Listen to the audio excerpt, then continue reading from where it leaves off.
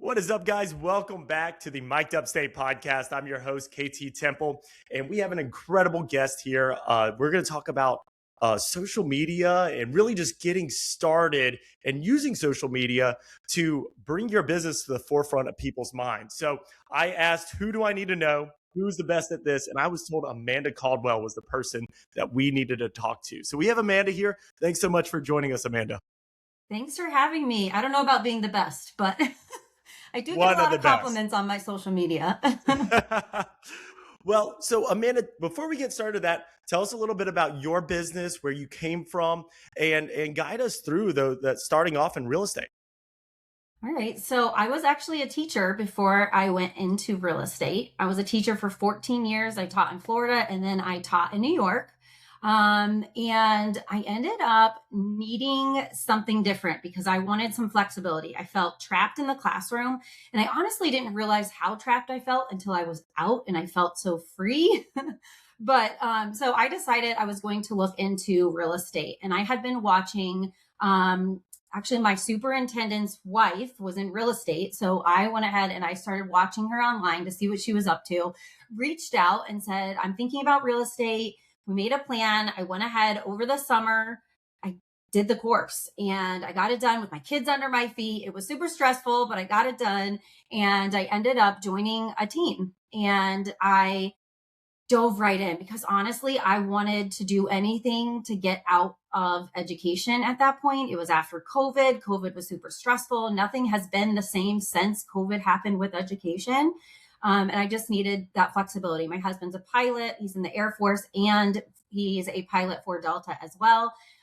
So I needed to be able to be available for my family. So I started on a team. I was able to close 29 deals my first year. And then, yeah, I was really excited, but I knew that I wanted to be able to do it on my own. I wanted to do my own thing. I'm very creative. I wanted to be my own person. I wanted to be my own brand.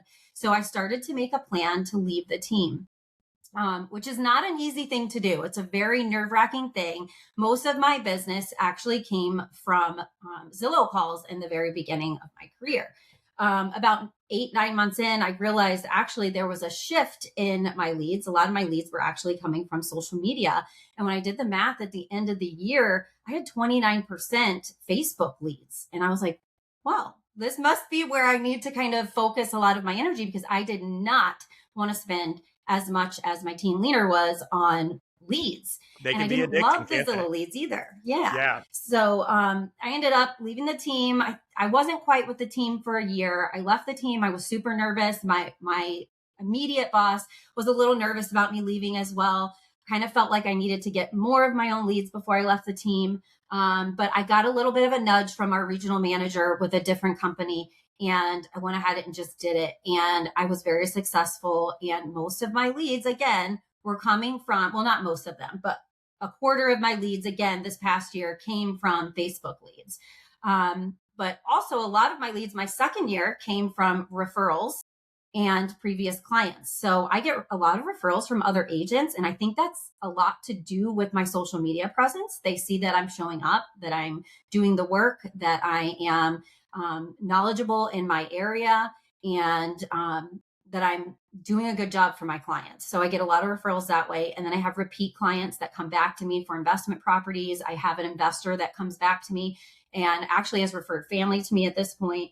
So if you do a good job with your first set of clients, they're going to refer you out. They know a lot of people. They have friends that are also going to be buying investment properties. So that was really important to me, was to be able to have my own leads without having to pay for them. So I was able to close 25 deals in 2025, my second full year in real estate, just over 6 million. My goal was 6 million, to close 6 million, and I hit my goal at 6.3 million. I was super proud of myself. And now, of course, I'm pushing myself this year to do a little bit more than that. We have a lot of goals that as a family, we want to go on more vacations. We want to be able to get a house by the lake. And, so this is our way to do that. With education, I wasn't going to be able to really increase my income much at all, except, the raises that you get that aren't much. So this is a really amazing opportunity. And I had no idea that I was going to ever do real estate. It was the last thing on my mind. So So let's go back to you're starting off, you're on Facebook. What are you posting? Like, what is your content? So it's so funny. I actually just rewatched my very first real estate video that I Oh posted man, on that's hard Facebook. to do, isn't it? It was so bad. It was so bad. I was like, I cannot believe I posted that. But also, I was so proud of myself for putting myself out there because it was not perfect. I was nervous. My voice was shaky. The lighting wasn't great. The information, like, I don't, my voice, it was just like so shaky and nervous. I can't believe I posted it, but I did. And that's a lot more than what some people can say. They're just too scared of it. So I was posting anything I could post to show people that I was in the business. I tried to do it in a non-salesy, non-tacky way. I didn't want to bombard people and make them think that I'm only friends with you because I want to sell you a house or buy or help you buy a house. But I wanted people to think of me whenever they thought of real estate. And I will tell you it's working because I mean, somebody will post in a group like 518 Moms and they will say, I'm looking for a realtor in XYZ area. And then I will be tagged. One of the times that somebody posted, I was tagged 11 different times. So Facebook works if you do it in the right way and you don't do it in a super tacky, salesy way, because if you do, people are going to unfollow you. But it's kind of like going to the gym, right? You're not going to go to the gym and lift 5 plates your first time there doing it. You've got to start somewhere. And if you never start, you're never going to get better at it. And I think Yeah, you that's don't. something. Go ahead. And you don't have to start with videos. I think that's one of people's biggest fears. You don't have to start with a video. Start with a quick selfie. Take a picture of yourself at an open house. If you're doing an open house, say, come and visit me. I'm at XYZ address. I'm going to have cookies and drinks. And if you just want to say hi, if you're not even looking for a house, I don't care. Just stop by and see me and we can chat real estate. You don't have to do a video to start out. Do I recommend it? Absolutely, because it helps people see you as a real person and it helps people connect. And that's what's going to get people to reach out to you. And that's what you want. So you said just start easy, right? Was there a theme of your content? Like, were you going for educational content? Were you trying to teach people? How did you have that evolve as time went on? So I do think I have naturally an educational approach because I was a teacher for so long and it's like instilled in me. So I would come up with content based on things that came up in conversations with, I mostly worked with buyers my first year. Now I'm more sellers, but so I would come up with content based on things that came up, based on misconceptions, things that came up about getting a loan, different types of loans, and teaching people what might be a challenge that comes up if you were to get, let's say, an FHA or a VA loan. What types of houses should we be looking at if this is the type of loan that we have? Things like that. So I would definitely say it was more of an approach through education, but also through entertaining. I'm kind of a silly person. And I think when you loosen up a little bit and even make fun of yourself, like I just posted a video yesterday of me and I blacked out my tooth because my husband had a tooth removed. And I thought it would be funny to like post and say, my husband just had a tooth removed. I didn't want him to feel like he was on his own. I had so many comments and messages, people just laughing. So people want to be on your page if you're fun, you're entertaining, and you're educating. So there's different ways that you can reach different types of people. Now, some people are going to be geared more towards the educational piece, and some people are going to be more geared towards the silly stuff. And there's a girl that has been following me, and every silly post I make, she reaches out and literally thanks me for helping her, like just helping to brighten her day and make her laugh. Yeah. And she's actually considering having me list her house because of the connection we have through these silly posts that I make on Facebook. So you've mentioned Facebook a lot. You have not mentioned other platforms. A lot of agents, I think, early on think that, they're building all these accounts. They see the X account, the Instagram account, the YouTube account. Did you find that you were able to thrive more by sticking with Facebook and focusing on that rather than trying to be everywhere at once in the beginning? Oh, yes, so much. So I also have a makeup and skincare business that I do. I don't do it as much now because I focus on real estate, but I do kind of do it on the side. But that's where a lot of my education, as far as what to post, how to engage with your with people on Facebook to build relationships, came from. And so I kind of knew Facebook. That's what I was comfortable with. So that's what I ran with. I also am a mom. I have two kids. I have a 7-year-old and a 9-year-old, and my husband is gone a lot. So I have to be able to entertain them. I'm busy with them, doctor's appointments, extracurricular activities, things at the school, things like that. So I needed to focus on one. I couldn't do them all and do them all well. Also, I've learned over the years that your audience on one platform is going to be very different from your audience on another platform. They might be looking for something different.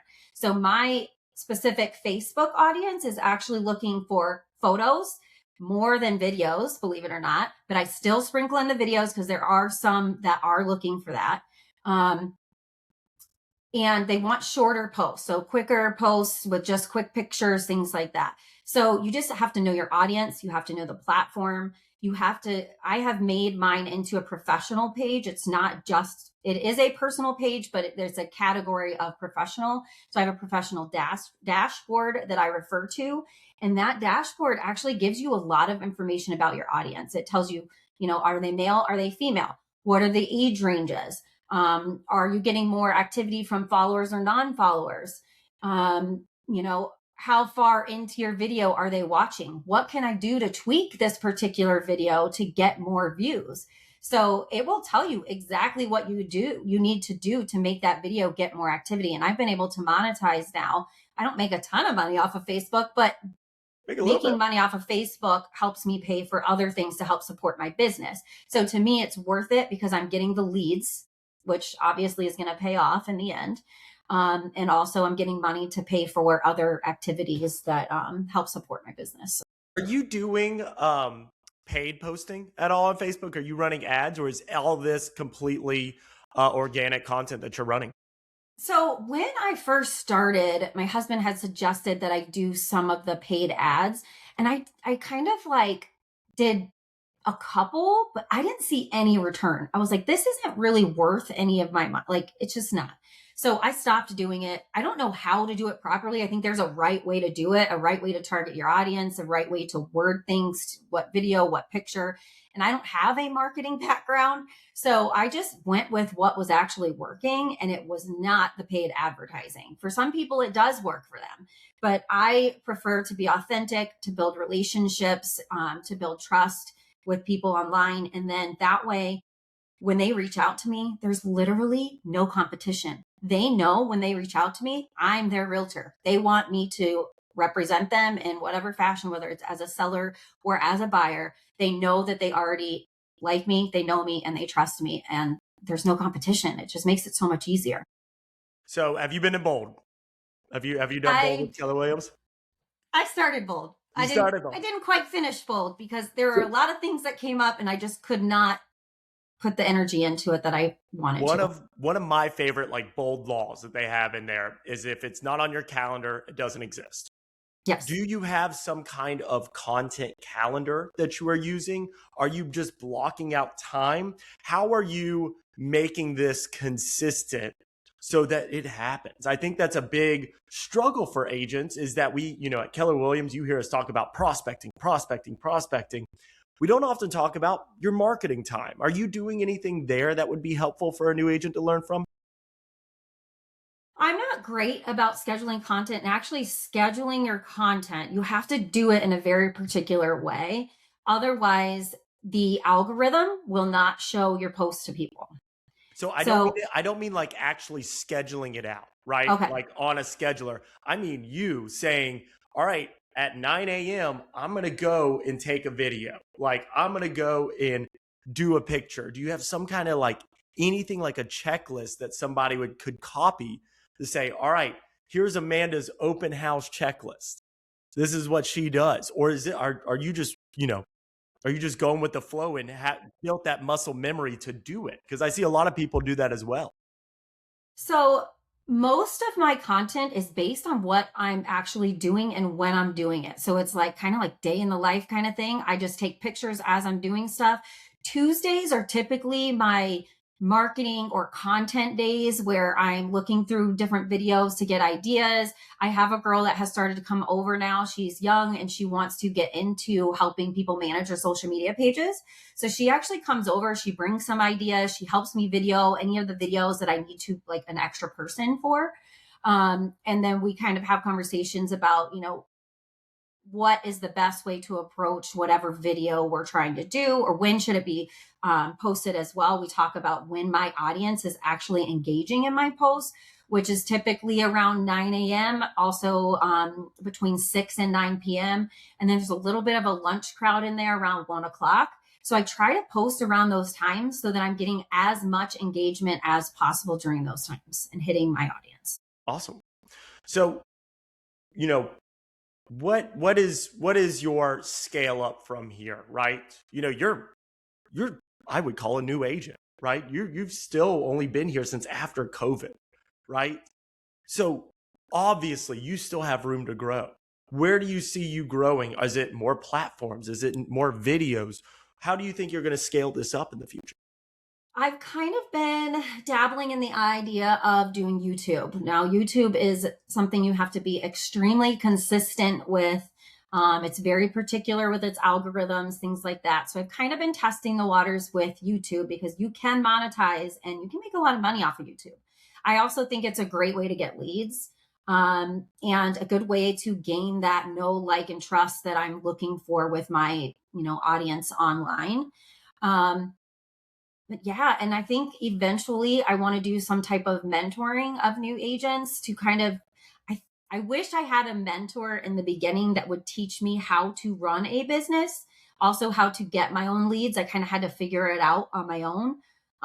So I really would love to just guide new agents. I have a lot of new agents that reach out to me and I don't know how to explain it. It sparks something in me when I help somebody learn and grow and do something that I wish I had done, because then they get to skip that messy learning piece of it and jump right into actually doing something that they know is going to make them money and be profitable for them. So we need to look out for the Amanda Caldwell podcast coming out on YouTube. Is that the same? Maybe you'll have to help me get that one started. Awesome. What did I not cover that you want to talk about and share with us? Think that it's really important for real estate agents in the beginning to know that you do, and we hear this all the time, and it might be a little bit annoying to new agents, but you do have to trust the process. It takes time. It takes time to get It's good not a leads. get rich quick scheme, is it? I was very discouraged in the beginning with the types of leads, the price point. I was feeling like I was running around like a chicken with my head cut off. But if you do that in the beginning and you really show that client that you're going to show up for them, that you care about them, it's not just a transaction, you actually build a relationship with them, your price point will naturally increase.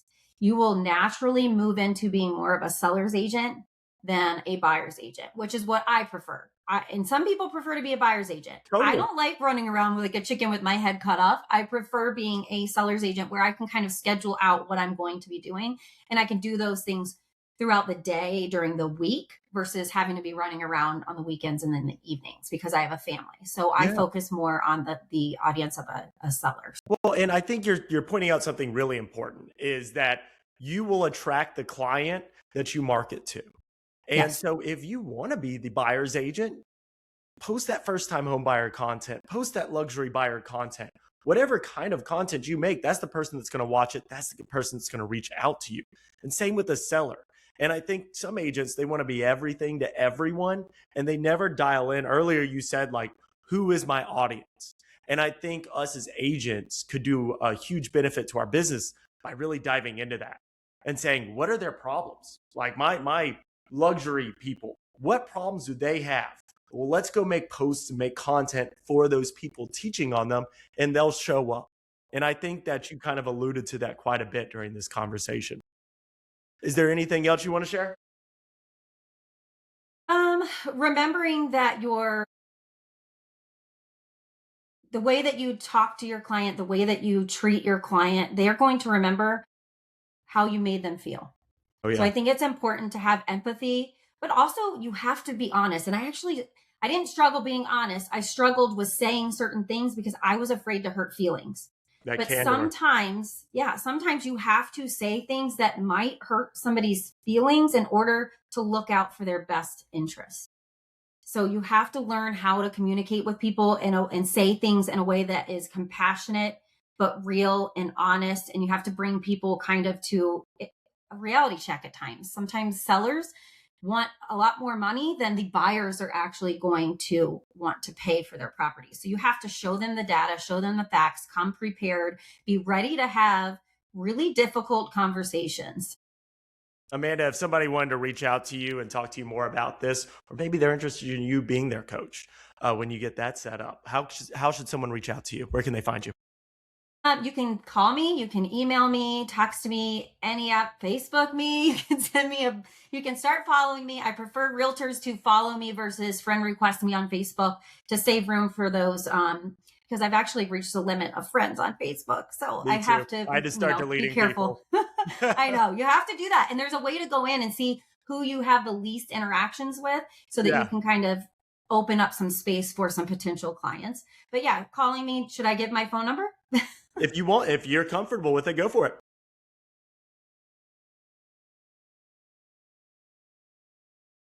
3. And you can find me on Facebook. It's Amanda Caldwell. I've always got a hot pink shirt on because that's my thing. That's the other thing. You guys need to brand yourself so that you're recognized. I can literally go anywhere and people will say, oh, hey, I know you from Facebook. And I'm like kind of embarrassed by it because I'm not always with my makeup and hair done. But you want people to recognize you and know you and think of you immediately whenever they talk real estate. Why do you think I got this long hair? They know exactly who I am. All right, guys. Thank you again, Amanda. We'll be back again next week, guys. If you found this interesting, if you found this helpful, please leave us a review. It really does help us a lot. Share this with another agent in your market center. And we'll be back again next week with another episode. Have a great day, everyone. Thank you.